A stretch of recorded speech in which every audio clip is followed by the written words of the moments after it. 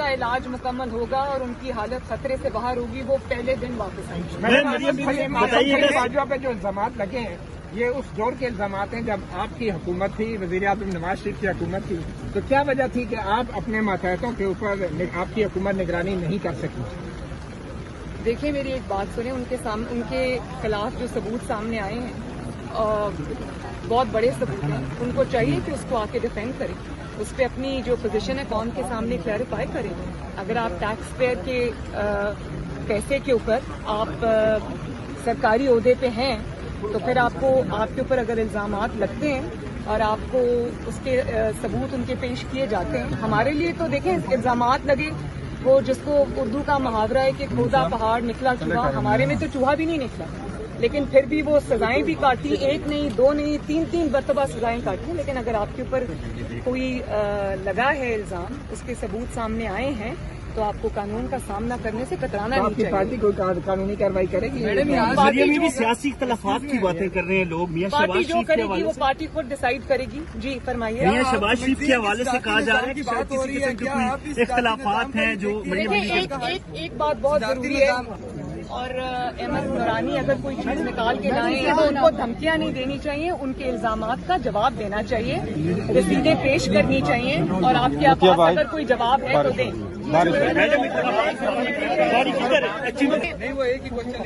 इमरान खान और हुकूमत को चाहिए कि इस केस के बाद अपनी जो एहतसाब का बयानिया है, जो पहले भी बहुत दफा अरशद मलिक के थ्रू और बहुत चीजों के थ्रू एक्सपोज हो चुका है, उसकी जो कफन दफन का इंतजाम कर लें और उसको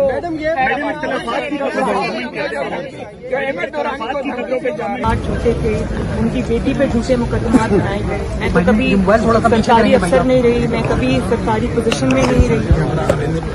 अगर नवाज शरीफ कानून के आगे सर झुका सकता है, जेलें भुगत सकता है, झूठी सजाएं भुगत सकता है। अरशद मलिक केस आपने देखा, सारी दुनिया ने देखा कि किस तरह नवाज शरीफ को सजा दी गई। बेटी अगर कोई सरकारी ओहदा ना रखते हुए एक दफा 6 महीने, एक दफा 5 महीने कैद भुगत सकती है, डेथ सेल में रह सकती है, और अगर नवाज शरीफ जो है वो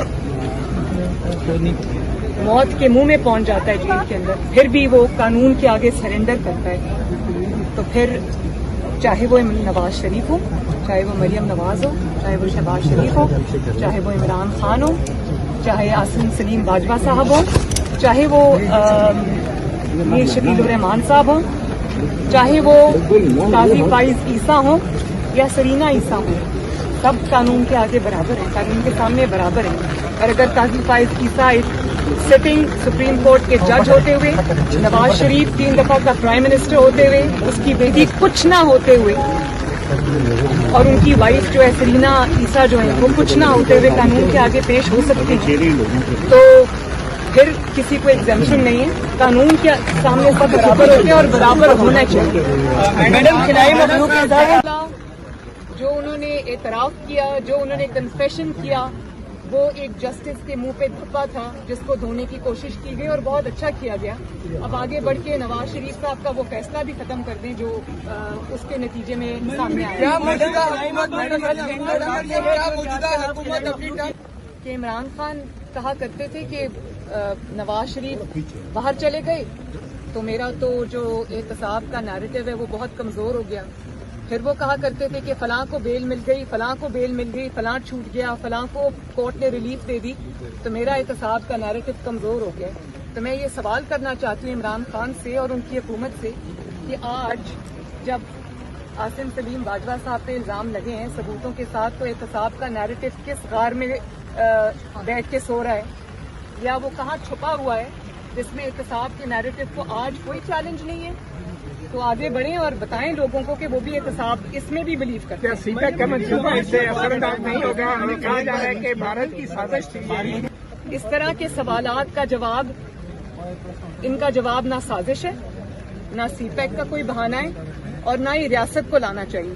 ये एक इंडिविजुअल का मामला है, उस पर इल्जामात लगे हैं, उसको उसका जवाब देना चाहिए। और अगर आप सीपैक की बात करते हैं तो सीपैक का जो मोजद था, सीपैक का जो बानी है नवाज शरीफ, जो $60 अरब की इन्वेस्टमेंट पाकिस्तान में लेके आया, اس کو آپ اگر ایک اقامے پر نکال دیتے ہیں تو سی پیک کو کچھ نہیں ہوتا.